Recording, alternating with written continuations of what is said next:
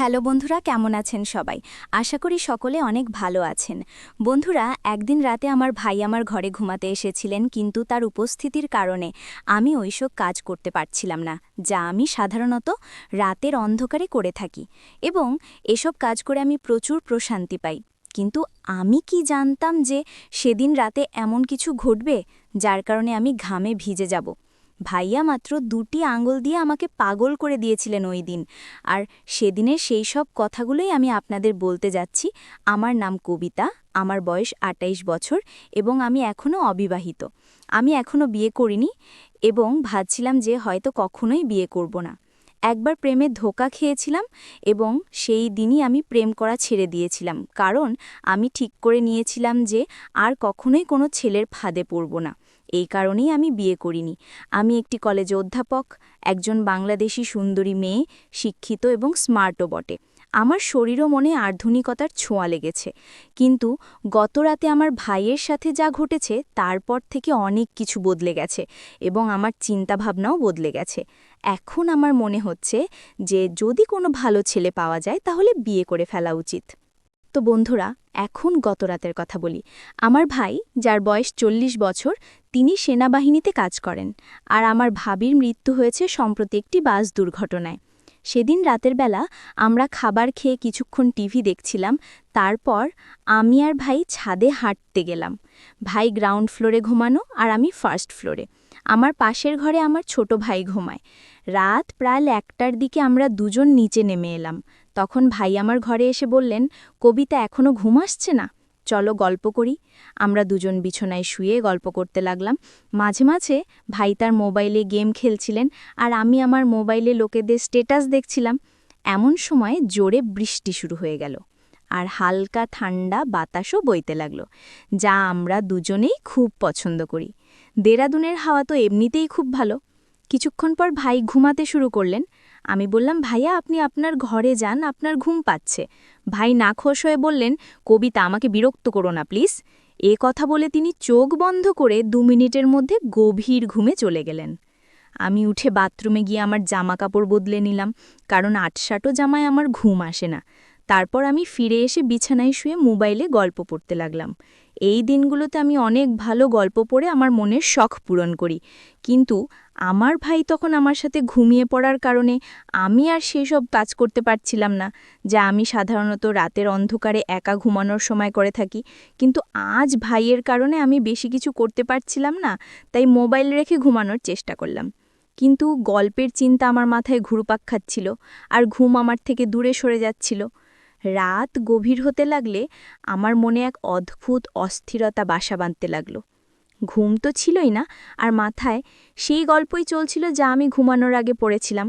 সেই গল্পটি আমার ভেতরে এক অদ্ভুত আলোড়ন তুলে দিয়েছিল, আর আমি নিজেকে নিয়ন্ত্রণে করতে পারছিলাম না। ভাই পাশেই ঘুমাচ্ছিলেন, আর তার নাক ডাকার শব্দ আমাকে আরও বেশি বিভ্রান্তে করে তুলছিল। যদি তিনি সেখানে না থাকতেন, তাহলে হয়তো আমি নিজেকে সেই গল্পের অংশ বানিয়ে নিতাম আর সেই সব কাজ করতাম যা আমাকে রাতের অন্ধকারে একা করতে ভালো লাগে। কিন্তু আজকের রাতটা ছিল একটু আলাদা। আমি আমার নিজের চিন্তায় ডুবে গিয়েছিলাম। এমন সময় হঠাৎ ভাই পাশ ফিরলেন আর সোজা হয়ে বসলেন। আমার চোখ অজান্তেই সেই দিকে চলে গেল, আর আমি যা দেখলাম তাতে আমার পায়ের নিচের মাটি সরে গেল। ভাই খুব পাতলা ধুতি পরেছিলেন, আর তার কারণে এমন কিছু দেখা যাচ্ছিল যা দেখে আমার লজ্জা করে গেল। আমার অবস্থা আরও জটিল হয়ে গেল। লজ্জা তো দূরের কথা, আমি আমার চোখ তার দিক থেকে সরাতেই পারছিলাম না। মনে এক অদ্ভুত অস্থিরতা চলছিল। একদিকে আমি নিজেকে নিয়ন্ত্রণে রাখার চেষ্টা করছিলাম, আর অন্যদিকে আমার ভেতরের অস্থিরতা বেড়েই চলছিল। সত্যি বলতে কি, এখন আর আমি সহ্য করতে পারছিলাম না। প্রতি মুহূর্তে মনে হচ্ছিল যে যদি আমি নিজেকে নিয়ন্ত্রণে না রাখি তাহলে কিছু একটা হতে পারে, আর এই অবস্থা থেকে বেরিয়ে আসা আমার পক্ষে অসম্ভব হয়ে যাবে। আমার হৃদস্পন্দন বেড়ে গেল, আর মনে ভয় ঢুকে গেল যে যদি কিছু ভুল হয়ে যায় তাহলে ভাই আমার সম্পর্কে কি ভাবতেন, ভাইয়ের চোখে আমি কেমন দেখাবো। এই প্রশ্নগুলো আমাকে আরও বেশি অস্থির করে তুলছিল। কিন্তু অন্যদিকে আমার মনে এক গভীর ইচ্ছাও ছিল যা আমাকে বারবার সেই দিকে টানছিল, যেন আমি যা ভাবছি তা পূর্ণ করে ফেলি।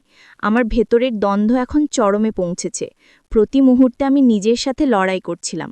আমি কি করছি এই প্রশ্ন বারবার আমার মাথায় ঘুরপাক খাচ্ছিল, কিন্তু আমি নিজেকে নিয়ন্ত্রণে করতেই পারছিলাম না।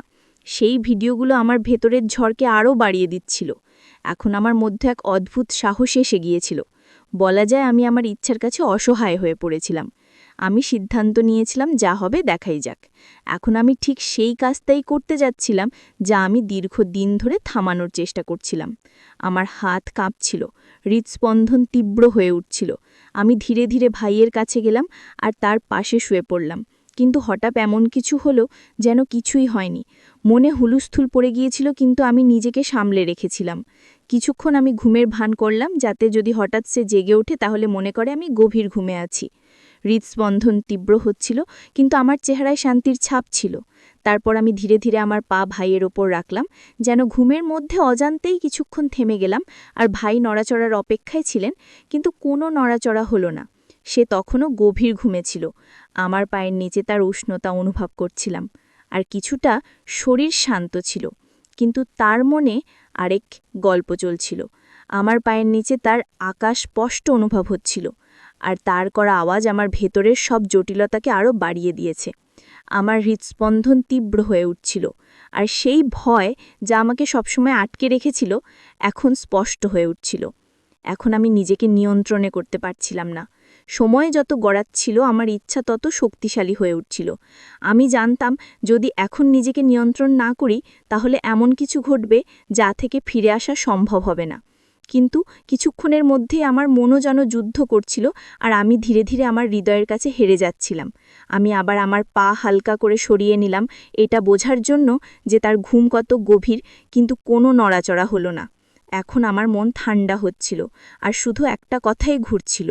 রাত আর নিস্তব্ধতা আমার ভেতরে এক ঝড় তুলে দিয়েছে। প্রতি মুহূর্তে আমার সাহস বাড়ছিল। আমি যে পদক্ষেপ নিয়েছিলাম তা থেকে পিছিয়ে আসা সম্ভব ছিল না। কিন্তু তখন আমি জানতাম না যে সে ঘুমায়নি। আসলে সে গভীর ঘুমে ছিল না, বরং শুরু থেকেই ঘুমের ভান করছিল।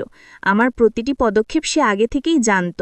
আমি যা অনিচ্ছাকৃতভাবে করেছিলাম তা ভাই ইচ্ছাকৃতভাবে দেখছিলেন। সম্ভবত আমাকে শাস্তি দেওয়ার জন্যই ভাই চুপচাপ শুয়েছিলেন। আমি একেবারেই জানতাম না যে তার চোখ বন্ধ থাকলেও তার মস্তিষ্ক পুরোপুরি জাগ্রত ছিল। আমার হৃদয়ে টানাপোড়ন চলছিল, কিন্তু ভাইয়ের কোনো প্রতিক্রিয়া না দেখে আমি আরও উত্তেজিত হয়ে উঠলাম।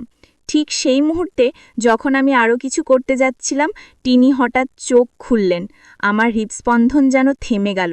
চোখ খোলা মাত্রই আমি তড়িঘড়ি চোখ বন্ধ করে ঘুমের ভান করলাম, কিন্তু আমার মুখে আতঙ্ক আর অস্থিরতা স্পষ্ট ফুটে উঠছে। আমি বুঝতে পারছিলাম নিজেকে এক ভয়ঙ্কর ফাঁদে ফেলেছি, কিন্তু যা হতে যাচ্ছিল তার জন্য আমি মোটেও প্রস্তুত ছিলাম না। তখনই ভাই আমাকে এই অবস্থায় দেখে ফেললেন। কিছু বলার আগেই তিনি কোনো লজ্জা বা দ্বিধা না ছাড়াই এগিয়ে এলেন। এরপর যা ঘটল তা আমার জন্য এক গভীর আঘাতের চেয়ে কম নয়। টানা 4 ঘন্টা ধরে তিনি আমার সাথে এমন কিছু করলেন যা আমি কখনো ভুলতে পারবো না। সেই মুহূর্তগুলো আমার পুরো বিশ্বটাকেই বদলে দিয়েছে। কিন্তু এই গল্পের শেষ এখানে নয়। ওই 4 ঘন্টায় যা ঘটেছিল তার সম্পূর্ণ সত্যতে আমি আপনাদের পরের পর্বে বলবো। যদি জানতে চান কি ঘটেছিল তবে আমার চ্যানেল সাবস্ক্রাইব করতে ভুলবেন না, যাতে এই রোমাঞ্চকর এবং রহস্যময় গল্পের পরবর্তী অংশ আপনি উপভোগ করতে পারেন। আমি আপনার প্রিয় বন্ধু কবিতা। আগামীকাল আবার দেখা হবে। সে পর্যন্ত সবাইকে ধন্যবাদ।